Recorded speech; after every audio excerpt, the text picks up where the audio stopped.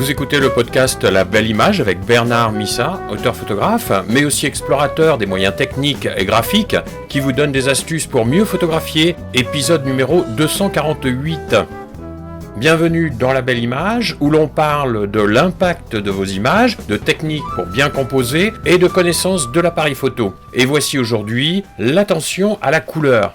La couleur est un outil important de composition et d'expression personnelle. C'est l'un des éléments les plus puissants dans le langage visuel, car elles influencent directement notre perception, nos émotions et notre expérience d'une image. Elles peuvent être douces et harmonieuses, ou bien vives et provocantes. Elles vont exprimer toujours quelque chose de difficilement verbalisable. Alors porter attention aux couleurs dans une composition, c'est créer une esthétique, mais c'est aussi amplifier le message ou l'émotion qui sera évoquée par l'image. Certaines couleurs vont inspirer la sérénité, d'autres évoqueront plutôt la passion ou la mélancolie, ou par exemple la vitalité. En mémorisant certains accords et en osant parfois les transgresser, nous pouvons développer un style propre qui sera capable de susciter des réactions émues chez les spectateurs de nos images. Je vous propose de découper mon petit exposé en 3 parties, associer les couleurs, l'impact émotionnel des couleurs et les contrastes colorés, avec une proposition d'exercice pour mettre en pratique ces éléments. Une déclinaison colorée harmonieuse est souvent élaborée à partir de couleurs proches sur le cercle chromatique ou basée sur des teintes monochromatiques. Ces associations douces créent une sensation de calme et de continuité, comme dans une scène où les nuances de bleu et de vert se mêlent en évoquant une atmosphère plutôt sereine et apaisante. Et en revanche, le contraste de couleurs vives, les complémentaires, comme le bleu et l'orange ou le rouge et le vert, attirent le regard et dynamisent la composition. Par exemple, un éclat de rouge dans un environnement aux teintes sombres évoque immédiatement la passion ou le danger, tandis qu'une tache de jaune dans un environnement froid va introduire un élément de surprise et souvent d'énergie. La subtilité réside dans le choix délibéré des couleurs, en harmonisant pour apaiser, ou au contraire, contraster pour éveiller. Je vous invite à jouer avec cette dualité pour contrôler le rythme visuel et l'impact émotionnel de vos compositions. Pour l'impact émotionnel des couleurs, il faut garder en mémoire qu'elles portent certaines significations symboliques selon les cultures et éveillent des émotions particulières. Voici quelques-unes des associations courantes en Occident. Le rouge est plutôt symbole de passion, de puissance, mais aussi de danger. Et une image dominée par le rouge attire l'œil immédiatement et crée une tension. Le bleu évoque la sérénité, la mélancolie ou la froideur selon son intensité.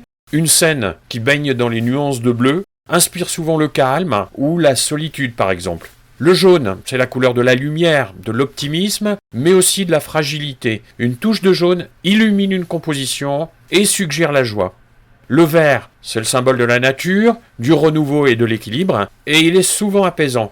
Et le noir et blanc, ce sont des non-couleurs, mais qui jouent un rôle important dans une composition, et elles apportent souvent de l'élégance, du contraste, et renforcent la narration visuelle. Garder en tête ces évocations permet de renforcer une intention artistique. Un ciel teinté de rose, par exemple, peut transformer un simple paysage en une scène qui sera perçue comme onirique, tandis qu'une dominante sombre et désaturée peut plonger le spectateur dans un univers plutôt dramatique ou même introspectif. Alors on peut arranger les couleurs selon des contrastes. Les contrastes de couleurs ajoutent de la profondeur et de la dynamique. Voici 4 techniques pour créer des contrastes. La première, c'est de créer des contrastes de teintes en opposant 2 couleurs distinctes sur le cercle chromatique, comme le bleu et le jaune par exemple, et cette opposition va créer une composition vive et énergique. La deuxième, c'est de créer des contrastes de valeurs en utilisant les différentes luminosités des teintes claires et des teintes sombres. Par exemple, une silhouette noire se détachant sur un fond jaune lumineux. Troisièmement, l'utilisation de contrastes de saturation en combinant des couleurs vives avec des teintes plus désaturées pour mettre en valeur un élément dans une scène. Et enfin, en créant des contrastes de température de couleurs, en opposant des couleurs chaudes, rouge, orange, jaune, à des couleurs froides, bleu, vert, violet. Les couleurs chaudes semblent se rapprocher du spectateur, tandis que les froides donnent une impression de recul et d'éloignement dans la profondeur. Ces contrastes guident le regard et hiérarchisent les éléments dans l'image en créant l'émotion. Alors je vous propose un petit exercice pour vous entraîner avec les couleurs. Vous repérez une scène où une couleur dominante émerge et vous essayez de lui donner une importance dans votre composition. Alors en observant l'environnement pour y chercher une couleur qui pourrait dominer, un mur devenu jaune sous la lumière du soleil par exemple, ou un ciel teinté de nuances roses au crépuscule, ou bien encore un objet rouge tranchant dans un décor monochrome, ou encore un lointain bleuté de montagnes qui sont dans l'ombre. Voici 3 astuces pour composer avec ces couleurs. Le cadrage, on place la couleur dominante au centre de l'attention en utilisant sa présence pour guider le regard. On utilise les conditions lumineuses naturelles pour mettre en valeur soit la vivacité, soit la douceur de la couleur. Et la 3e astuce, c'est le traitement après la prise de vue, en saturant ou désaturant légèrement certaines couleurs de l'image pour créer un contraste plus saisissant. Et pour cela, on va utiliser les curseurs de saturation et de vibrance qui sont disponibles dans les logiciels de traitement. La couleur est au-delà des mots et touche directement notre sensibilité d'abord, et ensuite celle du spectateur. Et les couleurs offrent bien sûr des possibilités infinies d'expression personnelle. Alors en utilisant les harmonies ou les contrastes, on transforme une scène ordinaire en une composition qui peut être puissante.